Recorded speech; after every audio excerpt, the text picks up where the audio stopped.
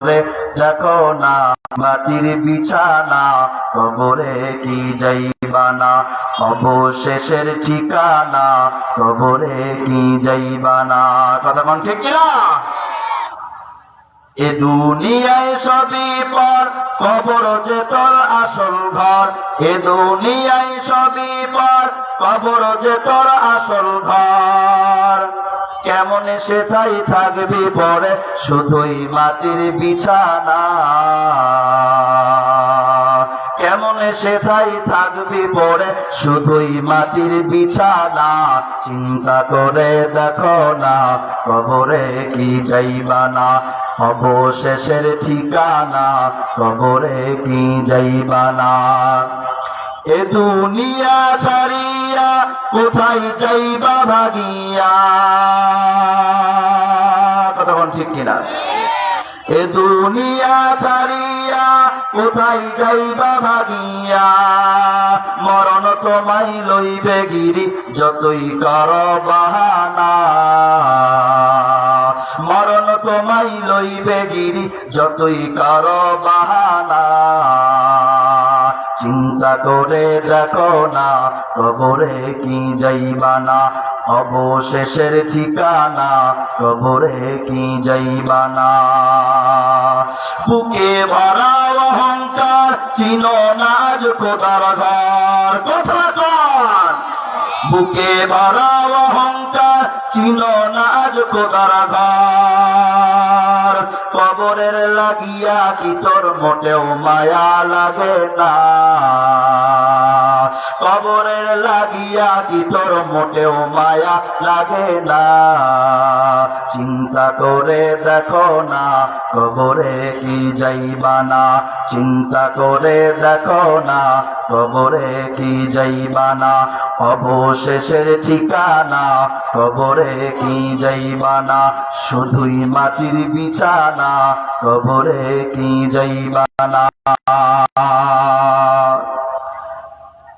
দুনিয়ার যুবক আল্লাহর গোলাম, 1 নাম্বার কালেমা পড়তে হবে, কালেমায়ে শাহাদাত পড়তে হবে। 2 নাম্বার নামাজ, 3 নাম্বার মাহে রমাদানের রোজা।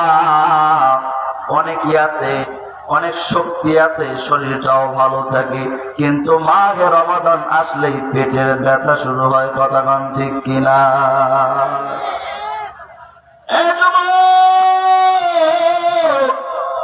রোজা না রাইখা যে খাবারটা খাইলাম, এই খাবার গুলো কিয়ামতের ময়দানে আমার পেটের ভিতরে বিষধর সাপ, বিচ্ছু, পোকামাকড় হয়ে আমাকে দংশন করতে থাকবে। দংশন করতে করতে আল্লাহু আকবার, আল্লাহু আকবার। ওই পোকামাকড় গুলো ডাক দিয়ে বলবে, ও আল্লাহ নাফরমান বান্দা,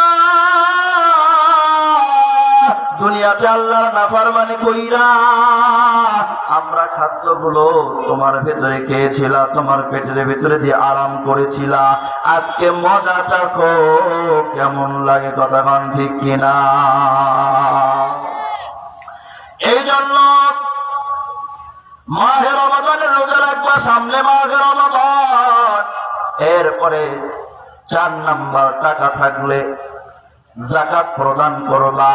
5 নাম্বার টাকা থাকলে হজ যদি ফরজ হয় তাহলে সঙ্গে সঙ্গে হজ করবা যুবক। কথা কোন ঠিক কিনা? 6 নাম্বার পর্দা মেনে চলবা। যাদের উপর আল্লাহ তাআলা পর্দা ফরজ করেছেন, পর্দার বিধান আমাদেরকে অবশ্যই মানতে হবে। বর্তমান দুনিয়ায় মা বোনদের মধ্যে পর্দা দেখাই যায় না। কথা কোন ঠিক কিনা? যতই আমরা ওয়াজ করি, ততই তারা বলে মৌলবীরা খায়া কাম পায় নাই, শুধু আমাদের দিকে দেখে, খালি পর্দা পর্দা নিয়ে মাথা খারাপ। কথা কোন ঠিক কিনা? এমন মা বোন আছে না? নাই। তবে সবাই খারাপ তা না, কিন্তু 2-1 জন এমন অবস্থা আল্লাহ তাআলা পর্দা ফরজ করে দিয়েছেন, কিন্তু তারা পর্দা করতে রাজি না। ওরা যত সৎ পোশাক পরতে পারে ততই তারা চেষ্টা করে সৎ পোশাক পরার জন্য। আল্লাহর নবী জানা দেন 2 শ্রেণীর ব্যক্তিদের জন্য পূর্বাভাস দিয়ে গেছেন। এমন নারীদের জন্য আল্লাহ জাহান্নাম ওয়াজিব, তারা কখনো জান্নাতে প্রবেশ করবে না।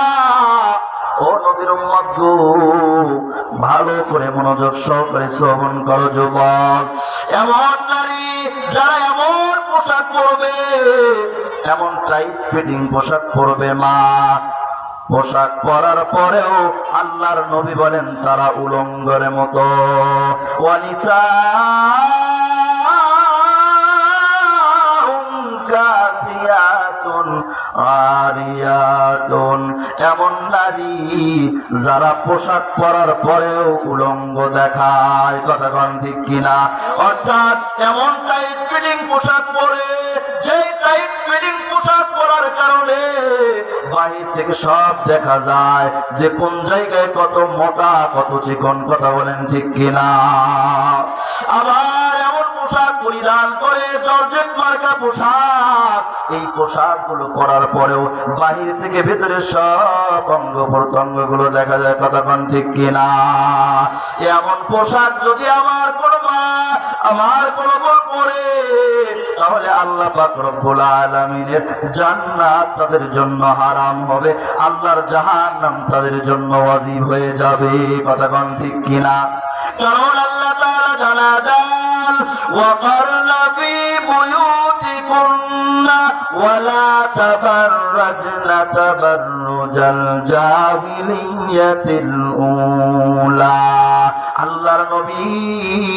আল্লাহর নবীজিকে জানা দেন, আমার আল্লাহর নবীজিকে জানা দেন, ও নবী গো, আপনি নারীদেরকে বলে দেন, ও মা, তোমরা তোমাদের স্বগৃহে অবস্থান করবা। জাহিলি যুগে, প্রাচীন যুগে নারীদের মতো নিজেদেরকে প্রদর্শন করিয়া বাহিরে বেরাইবে না।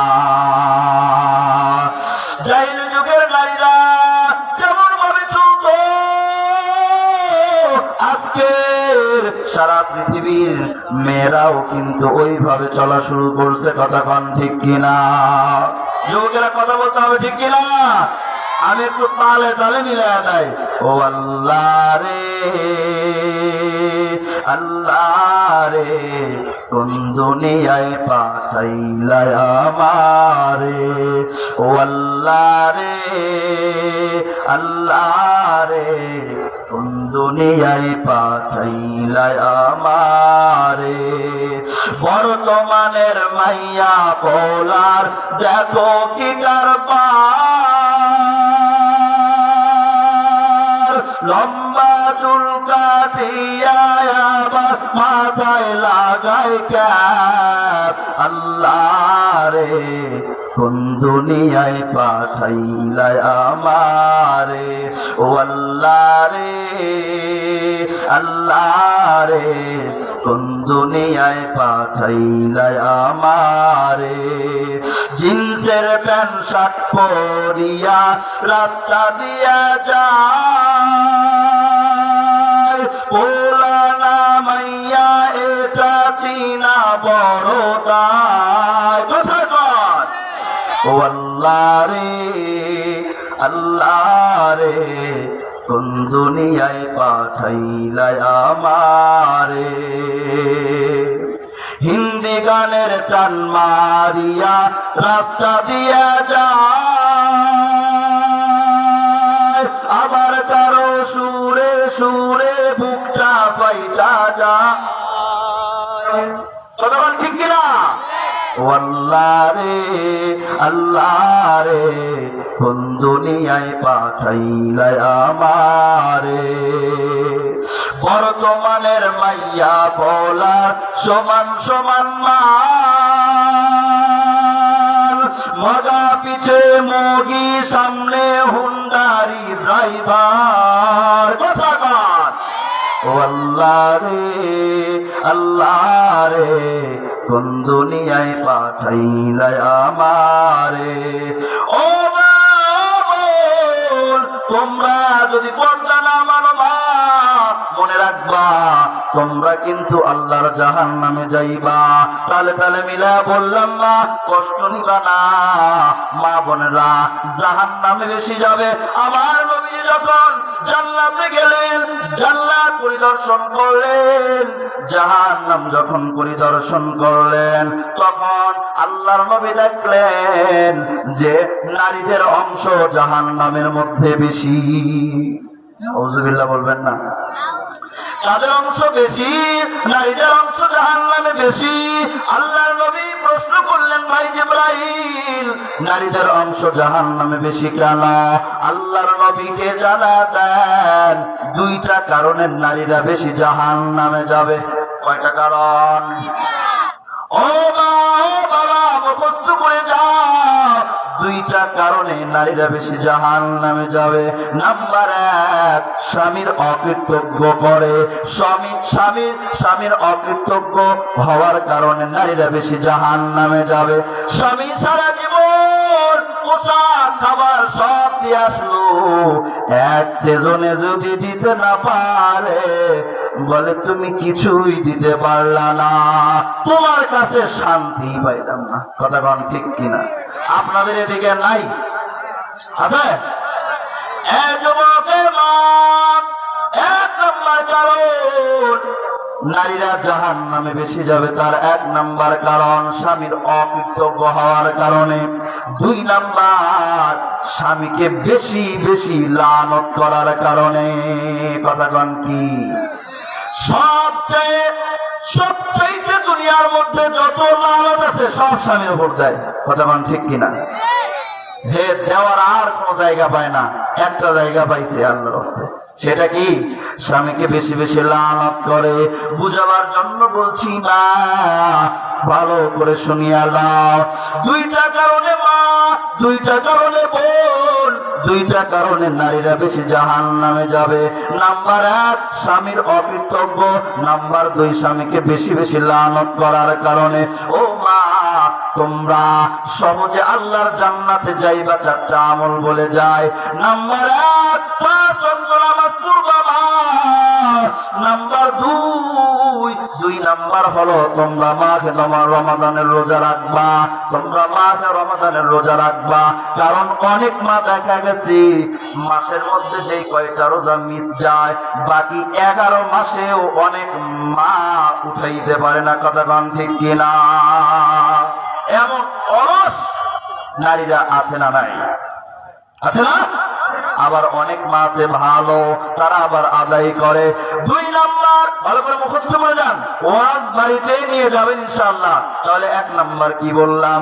ও মা, ও বোন, তোমরা সহজ আমলের কারণে আল্লাহর জান্নাতে যাইবা। 4টি সহজ আমল। নাম্বার 1 5 ওয়াক্ত নামাজ পড়বা। নাম্বার 2 মাহে রমাদানের রোজা রাখবা। নাম্বার 3 লজ্জা স্থানের হেফাজত করবা, লজ্জা স্থানের হেফাজত করবা। নাম্বার 4 স্বামীর খেদমত করবা, লজ্জা স্থানের হেফাজত করবা না।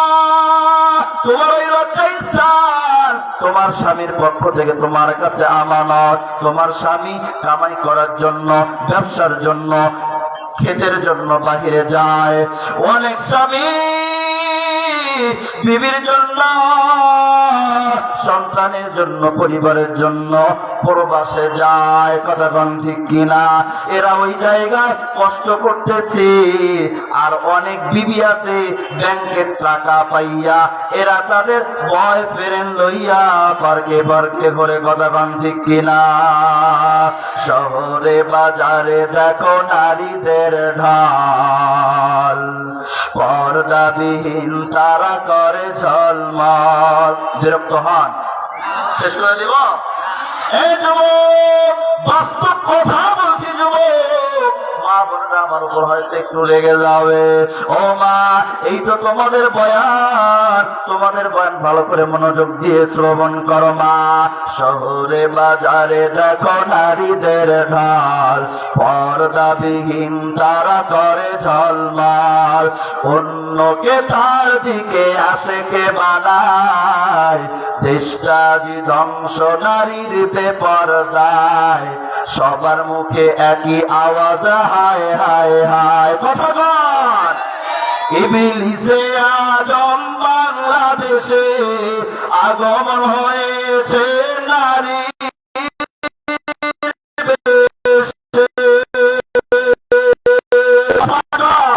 নারী মেলা মিলায়, পার্কে বসিয়া ওরা মেলা মিলায়, সবার মুখে একই আওয়াজ হায় হায় হায়। কথা কয়, ও মা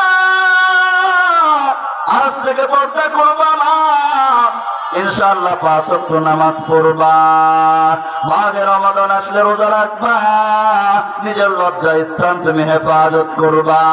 আজকে সারা দেশের মধ্যে, সারা বিশ্বের মধ্যে পরকীয়ার হারটা বেড়ে গেছে, কথা কোন ঠিক কিনা? এইটা যদি আমার আল্লাহর আদেশ পর্দা মানতা, তাহলে ইফতিজিং হতো না, জিনা ব্যভিচার এত বেশি হতো না, কথা কোন ঠিক কিনা?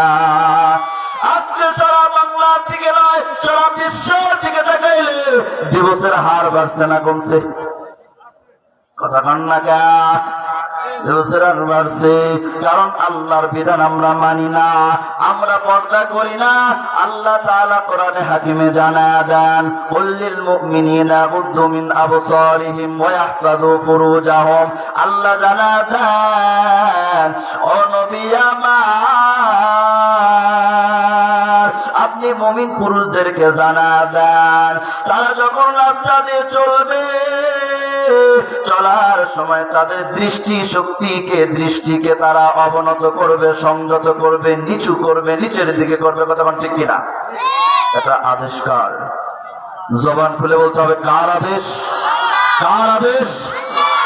আর 2 নাম্বার বলছেন, তোমাদের লজ্জা স্থানকে হেফাজত করবা, এটা কার আদেশ? আল্লাহর আদেশ। যদি দুনিয়ার জমিনে মানা হতো, যদি যত পুরুষ আছে, যত ইমানদার আছে, সবাই যখন রাস্তা দিয়ে চলতো,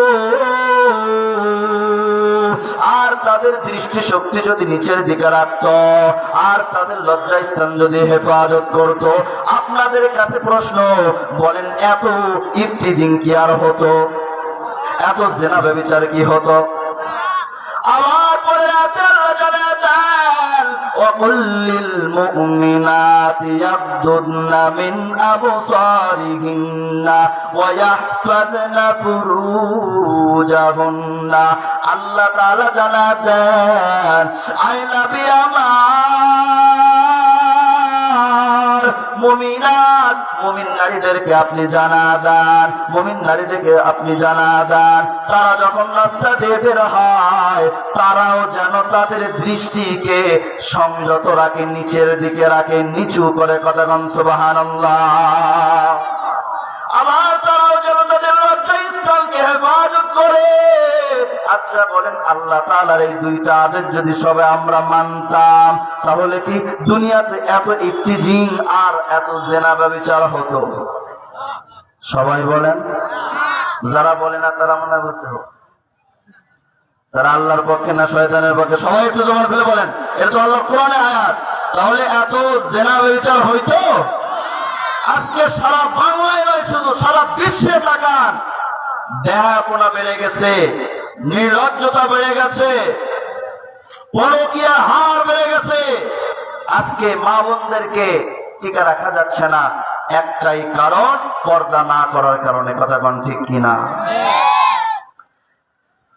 এ দুনিয়ার যুবক, আল্লাহর গোলাম, ও মা ভালো করে শোনো, তোমাদেরকে যতটুকু কথা বললাম, আল্লাহ তাআলা সবাইকে আমল করার তৌফিক দান করুক, বলেন আমিন।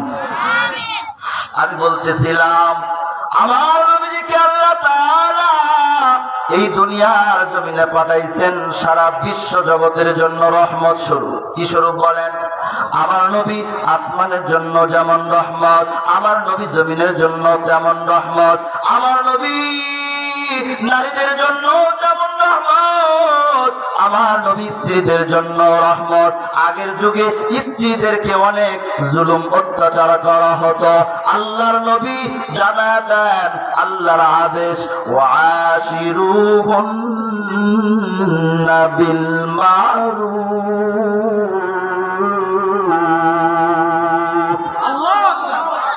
আল্লাহ জানা দেন, তোমাদের স্ত্রীদের সহিত ন্যায় সঙ্গত আচরণ করো।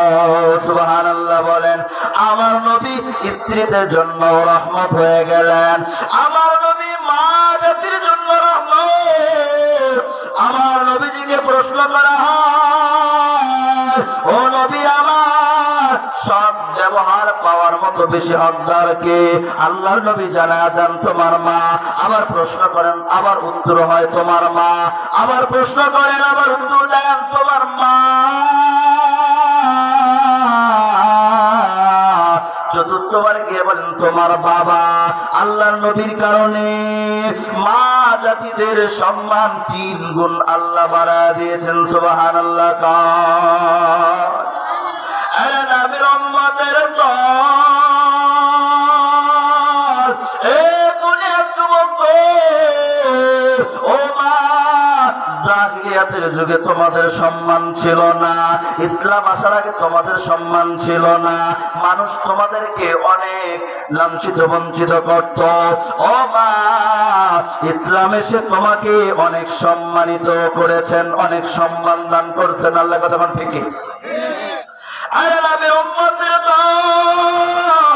আমার নবী শ্রমিকদের জন্য রহমত। আল্লাহর নবী জানাতেন, একজন শ্রমিক এসে আল্লাহর নবীকে সালাম করলেন, আল্লাহর নবী হাতটা বাড়াতেন, মুসাফা করলেন, হাতটা একটু শক্ত লাগে। আল্লাহর নবী ডাক দিয়ে কয়, ও বাবা, তুমি কই থেকে আসছো? বলে আমি কাজ করে আসলাম, আমি শ্রমিক। আল্লাহর নবী জানাতেন, যারা কাছে, যারা হাত দিয়ে কাজ করে, তারা হাবিবুল্লাহ, তারা আল্লাহর প্রিয়। সুবহানাল্লাহ বলেন। তারা আল্লাহর বন্ধু। আল্লাহর নবী শ্রমিকদের জন্য রহমত। আল্লাহর নবী বৃদ্ধদের জন্য রহমত। আল্লাহর নবী জানাতেন, উম্মতেরা গো, ভালো করে শোনো, যাদের মাথার চুল পেকে গেল, যাদের দাড়িগুলো পেকে গেল, ওদেরকে যদি সম্মান করা হয়, তাহলে আল্লাহকেই সম্মান করা হয়। সুবহানাল্লাহ। নবীর উম্মতের দল, আমার মায়ার নবী পশু পাখিদের জন্য রহমত। আমার নবী প্রাণীদের জন্য রহমত।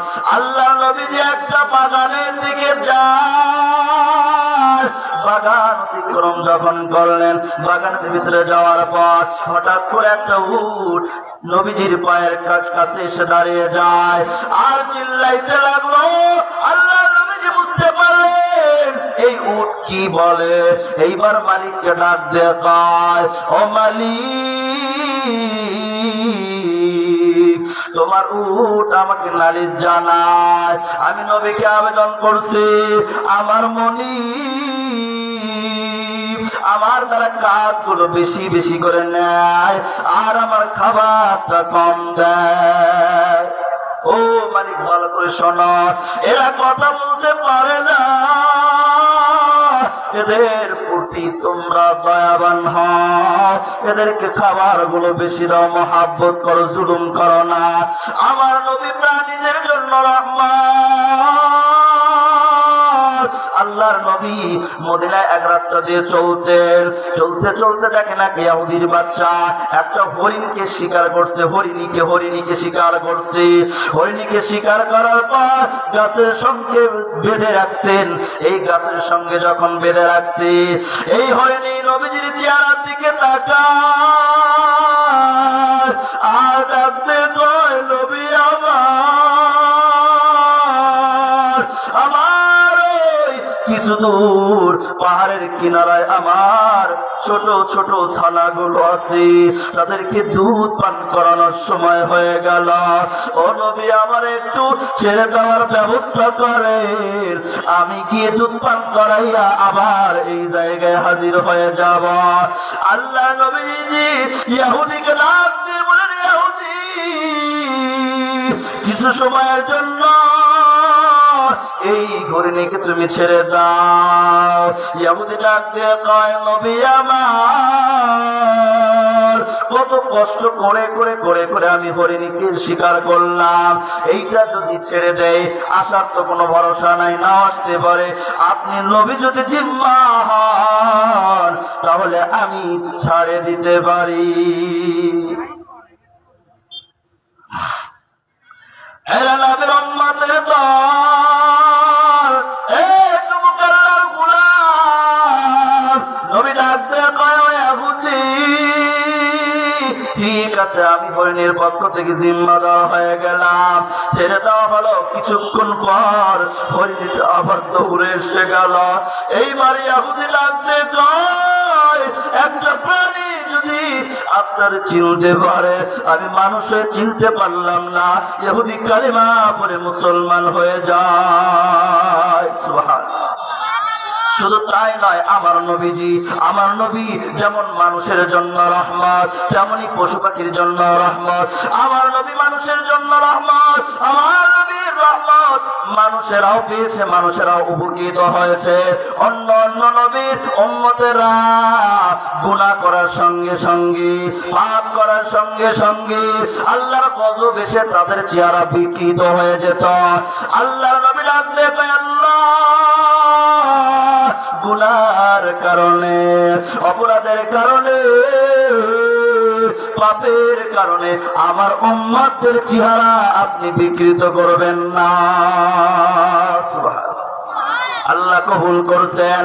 আজ পর্যন্ত আল্লাহ নবীর যত উম্মত আছে দুনিয়াতে আসবে, কোন নবী, কোন আমাদের নবীর কোন উম্মত গুনাহ করার কারণে, পাপের কারণে কারো চেহারা বিকৃত হয় নাই, হইতেছে না, সামনেও হবে না ইনশাআল্লাহ। আজকে সেই নবীরা আমরা চিনি না। ওগো নবীর উম্মতেরা,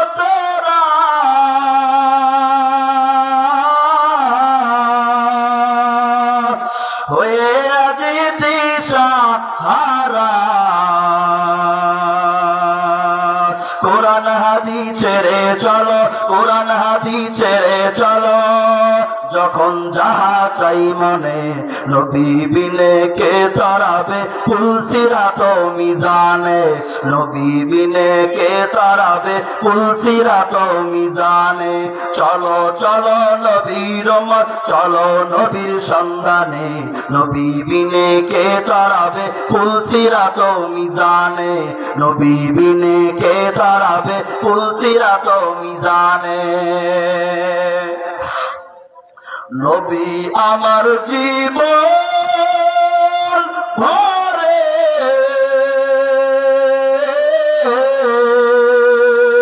দিনের লাগি কষ্ট করে,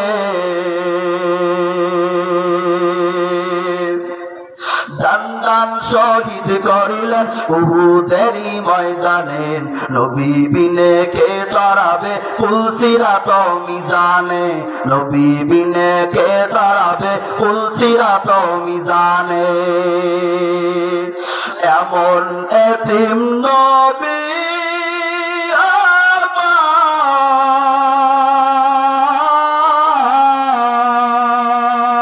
আমার, পিতা মাতা নাই যে তাহার, তারপরেও কত মারা মারলো তাকে দুশ্মনে, নবী বিনে কে তারাবে পুলসিরাত মিজানে, নবী বিনে কে তারাবে পুলসিরাত মিজানে।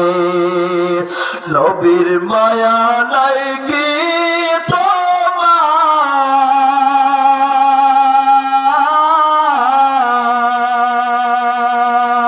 কেমনে দুঃখ দাও যে আবার, দরুদ পড়ো স্মরণ করো, দরুদ পড়ো স্মরণ করো, কত রকম ঘাটি কাফনে, নবী বিনে কে তারাবে পুলসিরাত মিজানে, নবী বিনে কে তারাবে পুলসিরাত মিজানে। চলো চলো নবীর উম্মত, চলো চলো নবীর উম্মত, চলো নবীর সন্ধানে, নবী বিনে কে তারাবে পুলসিরাত মিজানে। কথা বলেন ঠিক কিনা?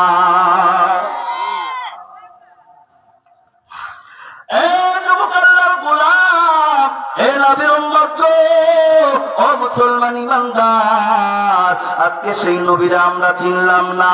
ইহুদির বাচ্চা চিনলো, কুকুর পর্যন্ত নবীরে চিনলো, কিন্তু আমরা নবীর উম্মত হয়ে আমরা নবীরে চিনলাম না। কথা বলেন ঠিক কিনা? কাফের বেঈমানেরা আবু জাহাল, উতবা, শাইবা, ওলীদ ইবনে মুগীরা, এই কাফেরের বাচ্চারা নবীজিকে হত্যা করার জন্য অনেক চেষ্টা করলো। আমার নবীজিকে হত্যা করার জন্য অনেক প্রকারে চেষ্টা করলো, কিন্তু পারলো না।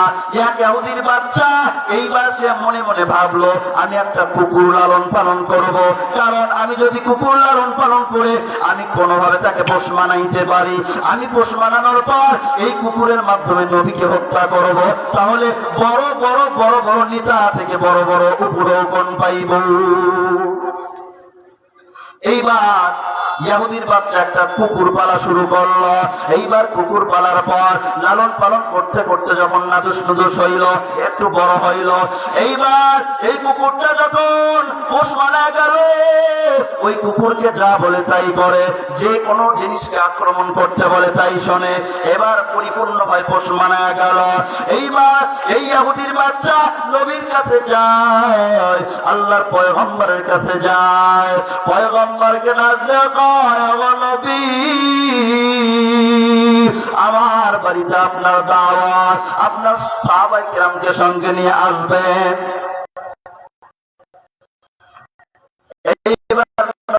দাওয়াত গ্রহণ করে সে বাচ্চাটা যায়, সাহাবায়ে কিরাম ডাক দেয়, নবী আমার, সে তো ইহুদি, তার বাড়িতে আমরা কিভাবে খানা খাইব? আল্লাহর নবী জানা দেন, ও আমার সাহাবায়ে কিরাম,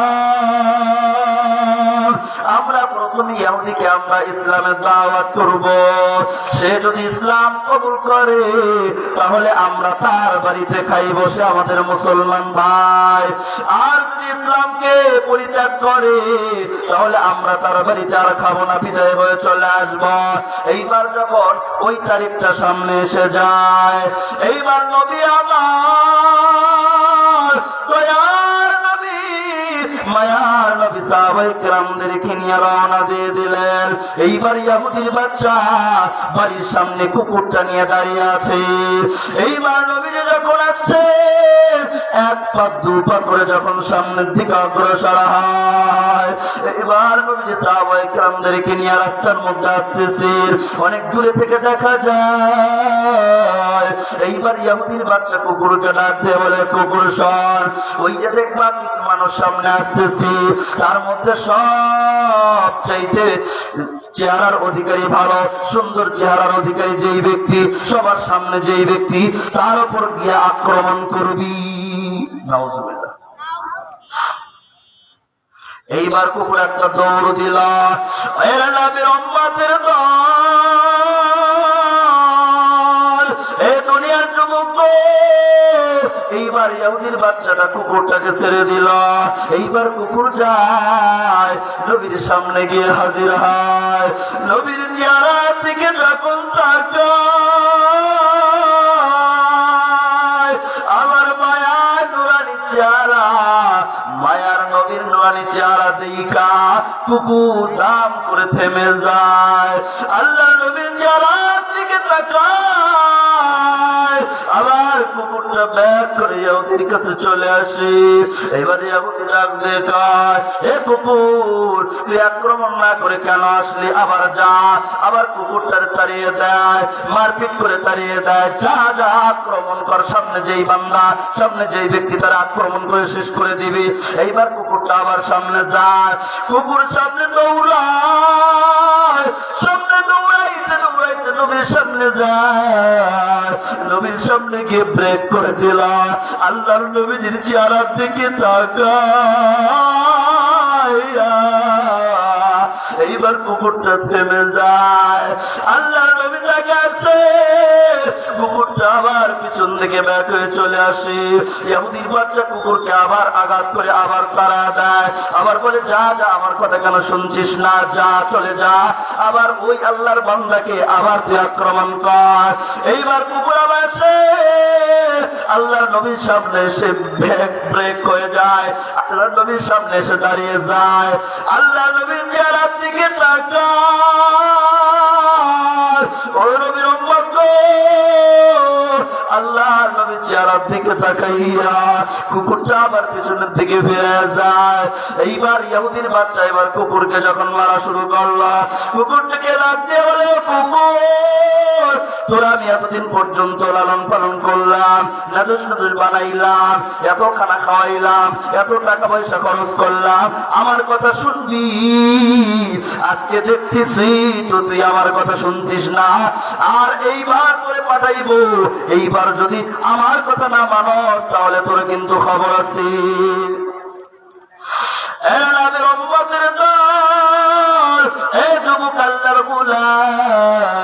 কুকুরের জবান আল্লাহ তাআলা খুলিয়া দেয়। কুকুর ডাক দিয়ে বলে, ইহুদির বাচ্চা ইহুদি, ভালো করে শুনিয়া ল, আর একবার যদি তুই আমারে আক্রমণ করার জন্য পাঠাস, ভালো করে শুনিয়া ল, আমি ওই আল্লাহর বান্দার আক্রমণ করব না, আমি কুকুর তুই ইহুদির উপর আক্রমণ করব।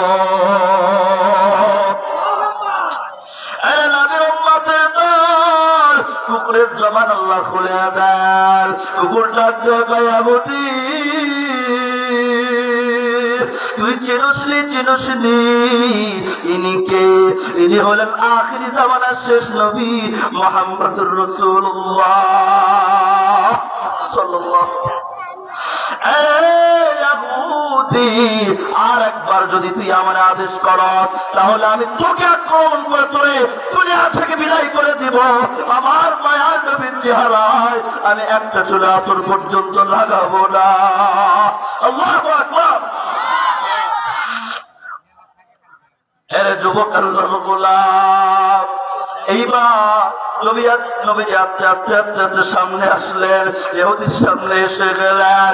এইবার ইহুদি নবীর পায়ের পরে ক্ষমা চায়, ডাক দিয়ে বলেন, নবীজি একটা প্রাণী কুকুর পর্যন্ত আপনারে চিনেছে, আমি মানুষ হয়ে আপনারে চিনতে পারলাম না, আমারে মাফ করে দেন, আয় নবী আমারে কালিমা পড়ে মুসলমান বানানা। ও নবীর উম্মত গো, আল্লাহর গোলাম, আমার নবী এত মায়ার নবী, যেই নবীর প্রেমে পাগল। আল্লাহর নবী জানা দেন, লা ইউমিনু আহাদুকুম হাত্তা আকুনা আহাব্বা ইলাইহি মিন ওয়ালিদিহি ওয়া ওয়ালাদিহি ওয়ান নাসি আজমাইন। তোমাদের মধ্যে হতে পরিপূর্ণ ইমানদার ওই সময় পর্যন্ত তোমরা হতে পারবে না কেউ। কোন সময়? যতক্ষণ পর্যন্ত আমি নবী তার কাছে তার পিতা মাতার চেয়ে, তার সন্তানাদের চেয়ে, সমস্ত মানুষের চেয়ে বেশি প্রিয় না হব। আল্লাহর নবীজিকে ভালোবাসার দরকার আছে না নাই? আমরা যারা এখানে আছি কোরআনের মহাব্বতে, আল্লাহর মহাব্বতে, নবীর মহাব্বতে বসে আছি এই ঠান্ডার মধ্যে, কথা কোন ঠিক কিনা? না অন্য কোন ব্যক্তির কারণে? কথা বলেন। কার মহাব্বতে? আল্লাহর মহাব্বতে, নবীর প্রেমে, কোরআনের মহাব্বতে আমরা বসে রয়েছি, ঠিক কিনা? কিন্তু অনেক ব্যক্তি এসেছে সুর শোনার জন্য, হুজুর যদি সুর দিয়ে আওয়াজ করে শুনবো, আর যদি সুর দিয়ে আওয়াজ না করে শুনবো না, চলে যাব। এরকম অনেকের নিয়ত আছে না ভাই? নবীর উম্মত গো, ভালো করে মনোযোগ দিয়ে শ্রবণ করবা। আল্লাহর নবীকে কেমন মহাব্বত করতে হবে। আমার আল্লাহর নবীকে খেজুরের একটা কাষ্টা, একটা ডাল পর্যন্ত নবীকে কত ভালোবাসছেন শোনাবো। কেমন ভালোবেসেছেন? মসজিদে নববী, মসজিদে নববীর মধ্যে যখন মেম্বার তৈরি হয় নাই, সেই যুগের কথা মসজিদে নববী, তার মধ্যে মেম্বার যখন তৈরি হয় নাই, আল্লাহর নবীজি খেজুর গাছে একটা ডালের উপর ভর দিয়ে খুতবা দিতেন। আল্লাহর নবীর একজন সাহাবী এসে ডাক দিয়ে কয়, নবী আমার, আপনার অনুমতি পাইলে আমি একটা মেম্বার তৈরি করে দিব। আল্লাহর নবীজি অনুমতি দেন। এইবার ওই সাহাবী কাঠ দিয়ে একটা সুন্দর করে মেম্বার তৈরি করে দিলেন। 3 সিঁড়ির একটা মেম্বার। কয় সিঁড়ি? একটা মেম্বার তৈরি করে দেন। মেম্বার তৈরি হয়ে যাওয়ার পর আল্লাহর নবী এবার মেম্বার উপর তারা খুতবা দেওয়া শুরু করেন। এইবার ওই খেজুরের গাছের ডাল,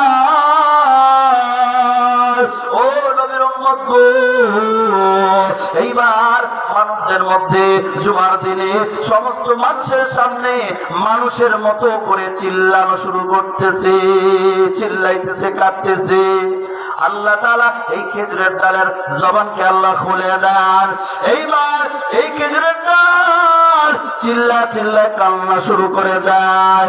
আল্লাহর নবীজি মিম্বর থেকে নেমে এইবার খেজুরের ডালটা বুকের সঙ্গে লাগাইয়া এরকম থাপ থাপায়, যেরকম ভাবে ছোট সন্তান কান্না করে আর মা তার বুকের উপর থাপ থাপায়া ঘুমায় যায়, এমন করে নবীর উম্মত গো, এ দুনিয়ার যুবক গো, ভালো করে শোনো। এইবার নবীজি ওই খেজুরের ডালটা বুকের সঙ্গে জড়া তাপ তাপা এরকম করে নিস্তব্ধ করা যায়। এইবার আল্লাহ তাআলার পক্ষ থেকে জানা যায়, নবী আমার, ভালো করে শুনিয়া দেন। ওই খেজুরের গাছের ডালকে 2টা অপশন দেন। ওই খেজুরের গাছের ডাল যদি চায় আমি আল্লাহ তার দুনিয়াতে কিয়ামতের আগ পর্যন্ত জিন্দা রাখবো, 1 নাম্বার। 2 নাম্বার, আর ওই খেজুরের গাছ ডালটা যদি না চায় দুনিয়াতে জিন্দা থাকতে, তাহলে 2 নাম্বার, আমি তার জান্নাতের মধ্যে নবীর সঙ্গে রাখবো। সুবহানাল্লাহ। কোনটা গ্রহণ করবে? আল্লাহর নবী জানাতেন। এইবার গাছের ডালকে আল্লাহর নবী বলেন, ও খেজুরের গাছের ডাল শুনো, 2টা অপশন। দুনিয়ার মধ্যে তুমি কি জিন্দা থাকবা? না, কিয়ামতের ময়দানে জান্নাতের মধ্যে আমি নবীর সাথে সঙ্গী হয়ে থাকবা। খেজুরের গাছের ডালের জবান খুলে দেন। এইবার ডাকতে কয়, নবী আমার, আমি দুনিয়াতে আর থাকতে চাই না, জান্নাতের মধ্যে আপনার সঙ্গী হয়ে থাকতে চাই। সুবহানাল্লাহ বলেন। কেমন মহাব্বত! আল্লাহর নবী আদেশ করলেন, ও আমার সাহাবায়ে কেরাম, যাও এই খেজুরের গাছের ডালকে তোমরা কবর দিয়ে দাও। পৃথিবীর মধ্যে একটা ডাল খেজুরের গাছে, এই ডালটাকে মাটির নিচে দাফন করা হয়েছে। সুবহানাল্লাহ বলবেন না? নবীর প্রেম মহাব্বত কেমন ছিল! আল্লাহ নবীর প্রেম ভালোবাসা এত বেশি, হযরত আয়েশা রাদিয়াল্লাহু তাআলা আনহা, হযরত আয়েশা সিদ্দিকা রাদিয়াল্লাহু তাআলা আনহার মহব্বত দেখেন কেমন। হযরত আয়েশা ডাক দিয়ে কয়, ওই যে ইউসুফ নবী, মিশরে ইউসুফ নবীকে যারা দেখে হাতের আঙ্গুল কেটেছে, ওরা যদি ওই স্থানে আমার নবীকে দেখত, ওরা আঙ্গুলের জায়গায় নিজের কলিজা টুকরা টুকরা করে ফেলত। সুবহানাল্লাহ বলবেন না? আমার নবীর মায়া তো বেশি হওয়া দরকার। আমার নবীর মায়া কেমন! উম্মে হাবিবা নামে আল্লাহর নবীর একজন বিবি, আবু সুফিয়ানের মেয়ে।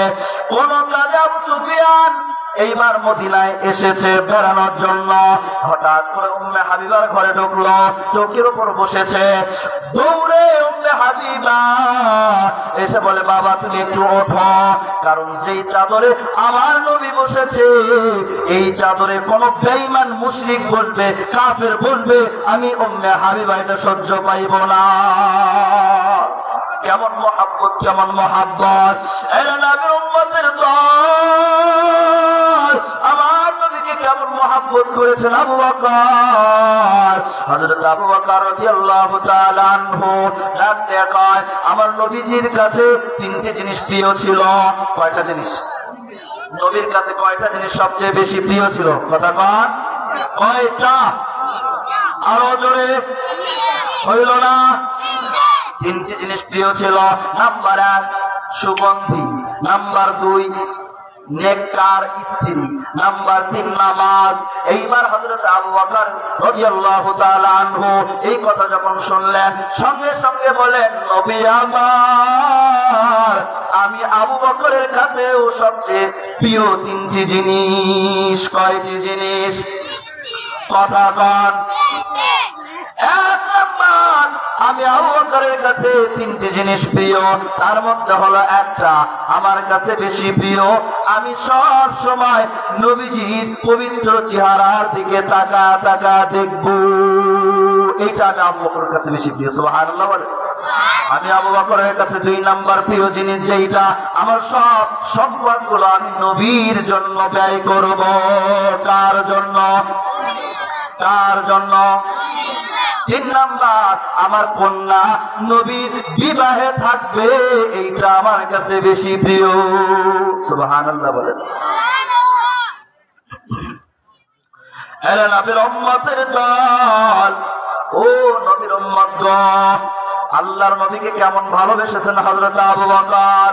হযরত আবু বকর রাদিয়াল্লাহু তাআলা আনহু যখন শুনলেন আমার হিজরতটা নবীর সঙ্গে হবে, ওই দিন থেকে হযরত আবু বকর এইরকম ভাবে সোয়ারি রেডি করে রেখেছেন, রাবার রেডি করে রেখেছেন। আল্লাহর নবী হযরতে আলী রাদিয়াল্লাহু তাআলা আনহু, তিনিও নবীকে কত ভালোবাসেন। হযরতে আলীকে ডাক দিয়ে কয়, হযরতে আলী শোনো, এই যে আমার বিছানা, এই বিছানার উপর আমার চাদর মুড়ি দিয়া তুমি শুয়ে থাকো, আমি নবী হিজরত করলাম। হযরত আলী রাদিয়াল্লাহু তাআলা তখন তো যুবক মানুষ, কথা বলেন ঠিক কিনা? তার মনে তো অনেক আশার আলো ছিল, অনেক আশা ছিল। তিনি জানতেন এই রুমের চতুর্পার্শ্ব দিয়ে শত্রুরা রেডি হয়ে আছে, এই ঘরের ভিতরে ঢুইকা নবীজিকে শহীদ করে দিবে। কথা বলেন ঠিক কিনা? একটু জিকির করি, লা ইলাহা ইল্লাল্লাহ, লা ইলাহা ইল্লাল্লাহ, লা ইলাহা ইল্লাল্লাহ, লা ইলাহা ইল্লাল্লাহ।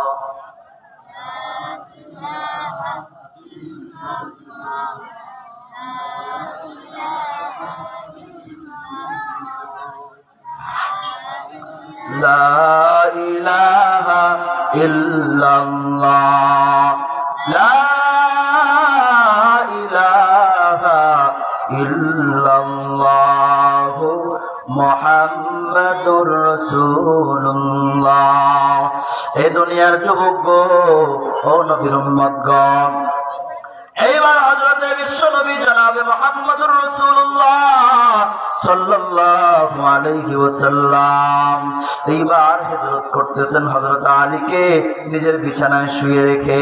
এইবার নবীজি হিজরত করতেছেন। অনেক লম্বা ঘটনা, যেটা বলার জন্য আমি বলতেছি, হযরত আবু বকর দরজায় শব্দ করার সঙ্গে সঙ্গে হযরত আবু বকর রাদিয়াল্লাহু তাআলা আনহু দরজা খুলে দেন। আল্লাহর নবীজি ডাক দিয়ে কয়, আবু বকর, তুমি কি ঘুমাও না?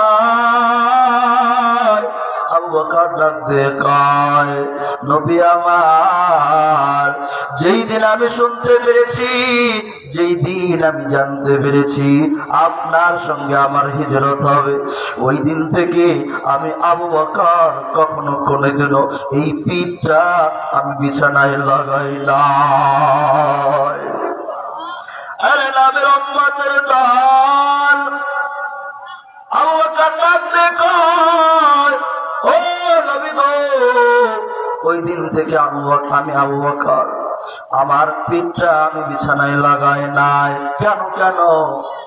বলে আমি মনে করলাম হঠাৎ করে আমার নবী আমার দরজায় এসে হাজির হবে, আর আমি আবু বকরের জাগ্রত হতে যদি একটু লেট হয় আমার নবী কষ্ট পাবে, আর এই কষ্ট আমি আবু বকর সহ্য করতে পারবো না।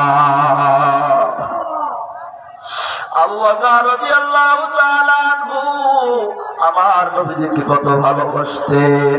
আল্লাহর নবীজির সঙ্গে যখন সফরে রওনা হলেন, হিজরত করতে করতে করতে করতে চলতে চলতে চলতে চলতে গুহার ভিতরে যখন যান, গুহার ভিতরে যাওয়ার পর আবু বকর চিন্তা করেন এই যে ছিদ্রগুলো আছে এখান থেকে যদি বিষধর সাপ বের হয়ে নবীজিকে দংশন করে আমার নবী কষ্ট পায়। এই জন্য হযরত আবু বকর যতগুলো জামা ছিল, কাপড় ছিল, যতগুলো ছিদ্র ছিল সব ছিদ্রগুলো বন্ধ করে। বন্ধ করার পর কোন ছিদ্র হাত দিয়ে বন্ধ করে, কোন ছিদ্র পা দিয়ে বন্ধ করে।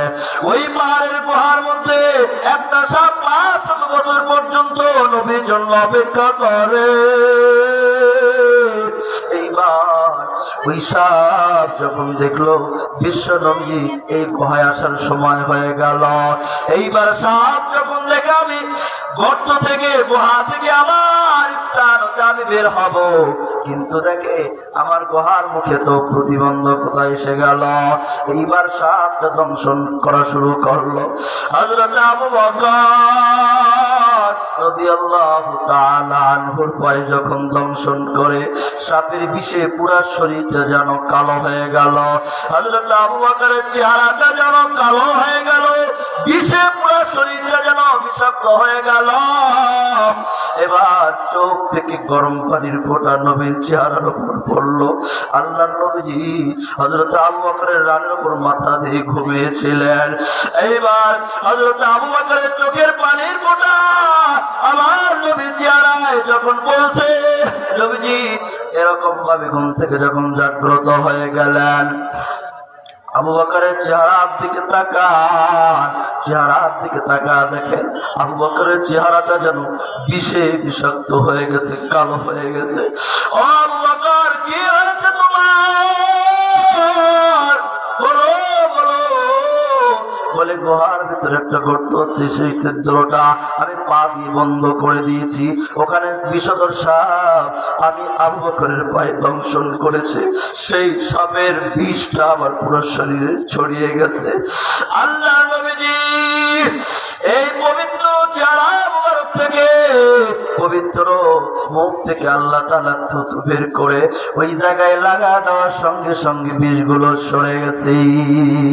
সুবহানাল্লাহ। নবীর উম্মত গো, এইবার ওই জায়গা থেকে যখন পাটা সরায়, এইবার সাপ বের হয়ে রাসূলকে সালাম জানায়। আল্লাহর নবীজিকে ডাকতে কয়, নবী আমার, আমি শুনেছি এই গুহার মধ্যে আপনার আগমন ঘটবে, 500 বছর ধরে আমি এই গুহায় আপনার জন্য অপেক্ষা করছি। আজকে দেখলাম সেই তারিখটা মিলে গেছে, আজকে দেখলাম সেই সময় হয়ে গেল, কিন্তু আমার বের হওয়ার দরওয়াজা যেন প্রতিবন্ধকতা সৃষ্টি হয়ে গেল। এই জন্য আমি দংশন করছি, আমার বেয়াদবি মাফ করে দেয়। ওই সাপটাও কালেমা পড়ে সেও ইসলামের ছায়াতলে এসে গেল। সুবহানাল্লাহ বলে। এরা নবীর উম্মতের দল, আল্লাহর নবীর মহব্বত আমাদের অন্তরে ঢুকাও। আল্লাহ নবীর মহব্বত আজকে অন্তরে নাই, যার কারণে আমরা যুবক হওয়ার পর যৌবনের কারণে আমরা দাড়িটা কর্তন করলাম। কথা বল ঠিক কিনা? এ যুবক রে, তোমাদের পা যদি মারা দাও, তোমাদের হাতে পায়ে ধরে বলবো, যুবক আজ থেকে তোমরা আমার নবীজির কলিজায় কখনো আঘাত দিবা না, এই দাড়িটা কাইটা আমার নবীকে কষ্ট দিবে না। যুবক, ও যুবক তুমি কি মনে করছো আজকে তুমি কি তোমার যৌবনের তাড়নায় পড়ে দাড়িটা কাটছো? আর কি মনে করছো দাড়ি রাখলে চাকরি হবে না, দাড়ি রাখলে বিবাহ হবে না? তাহলে তুমি বলো বলো বলো, আমগো দাড়িওয়ালাদের বউ নাই কি? কথা এ যুবক বলো বলো বলো, আমাদের মতো দাড়িওয়ালাদের চাকুরি কি চলে গেছে? কথা কও না কা? এরা নবীর উম্মতের দল। এ যুবক আজ থেকে নিয়ত করো, গলায় ছুরি আসবে, মৃত্যু হবে, তারপর আমরা নবীর সুন্নাত জবাই করব না, নবীর কলিজায় আমরা আঘাত দিব না। আজকে নিয়ত করো যুবক, তুমি যদি দাড়ি কাটো তাহলে কিন্তু তোমার আমার উপর 3টা মুসিবত চলে আসবে। নাম্বার 1, তোমার জন্য সর্বদাই গুনাহ লেখা হবে। যেরকম ভাবে সদকায়ে জারিয়া করলে সর্বদাই নেকি লেখা হয়, তেমনি ভাবে কোন যুবক যদি, কোন বৃদ্ধ যদি দাড়ি কাটে তাহলে তার জন্য যেই পাপ লেখা হয় সর্বদাই সর্বদাই সর্বদাই লেখা হয়। আমি চলতেছি গুনাহ লেখা হয়, আমি বসে আছি গুনাহ লেখা হয়, আমি শুয়ে আছি গুনাহ লেখা হয়। এর যুবক, এর নবীর উম্মতের দল, এই দাড়িটা যদি আমি কাটি তাহলে মনে রাখবা সর্ব অবস্থায় গুনাহ লেখা হয়। 2 নাম্বার বিপদ আর মুসিবত, তোমার দৃষ্টি শক্তিটা কমে যাবে। 3 নাম্বার মুসিবত, তোমার যৌবন শক্তি কমে যাবে, ওয়াকানে মৃত্যু হবে। কথা কোন ঠিক কিনা? এরা নবীর উম্মতের দল, ভালো করে শোনো ও যুবক, নিজেকে বলে যুবক, আজ থেকে তুমি দাড়িটা কাটবা না, 5 ওয়াক্ত নামাজ পড়বা।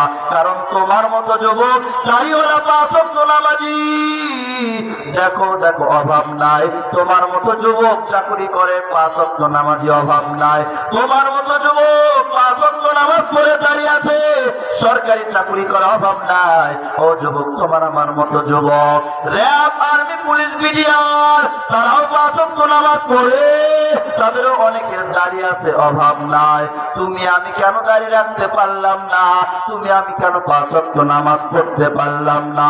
আমার মতো হতভাগা বুঝি দুনিয়াতে আর কেউ নেই। কথা কোন ঠিক কিনা? ও নবীর উম্মত গো, এই জন্য বলবো যুবক 5 ওয়াক্ত নামাজ পড়বা।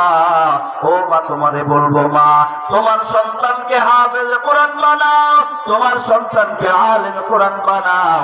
ও মা, তোমার মতো মায়ের পেট হতে জগৎ বিখ্যাত বড় পীর আব্দুল কাদের জিলানী দুনিয়ার জমিনে আসছেন। ও মা, তোমার মতো মায়ের পেট হতে আমাদের নবীজি দুনিয়ার জমিনে এসেছেন। ও মা, তোমার আমার মতো, তোমার আমার মতো কত মা বাবার সন্তান হক্কানি হাফেজ হয়েছে, হক্কানি আলেম হয়েছে। ও বাবা, তুমি কেন একজন হাফেজ কোরআনের বাবা হতে পারলে না? ও বাবা, তুমি কেন একজন আলেম কোরআনের বাবা হতে পারলে না? ও বাবা, আমার বাবা কত ধন্য, আমার মা কত ধন্য। আমার মা বারবার দোয়া করতেন, মাহফিলে আসার সময় বাড়ি থেকে যখন আসি মা আমার মাথায় হাত দিয়ে দোয়া করে দেয়, মা বুকে জড়াইয়া মা আমার জন্য দোয়া করছেন। সারা বিশ্বের মধ্যে যেখানে যাইবা আল্লাহ তাআলা কখনো তোমারে আটকাইবে না। আলহামদুলিল্লাহ।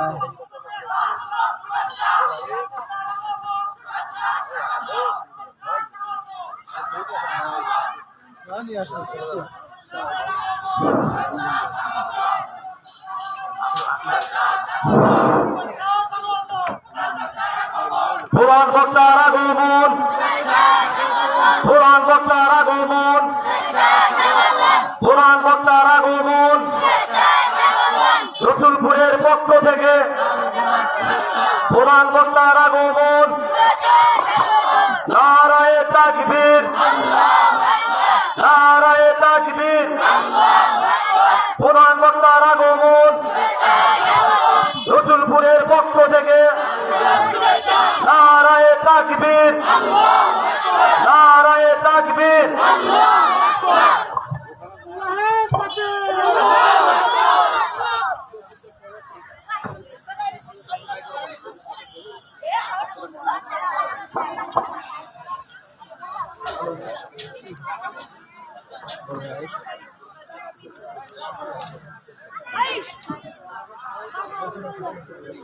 উঠে যাবে, ও নিয়ে যাবেন আপনি? না না ফেরত করবেন না, সেটা বলতেছি।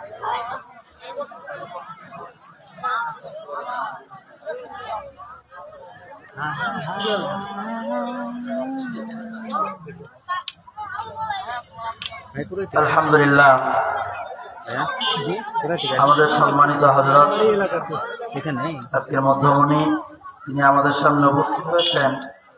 আসলে এনাকে বসে রেখে কথা বলাটা বেয়াদবি হয়ে যায়, নিজে দিয়ে ঠিক কি না?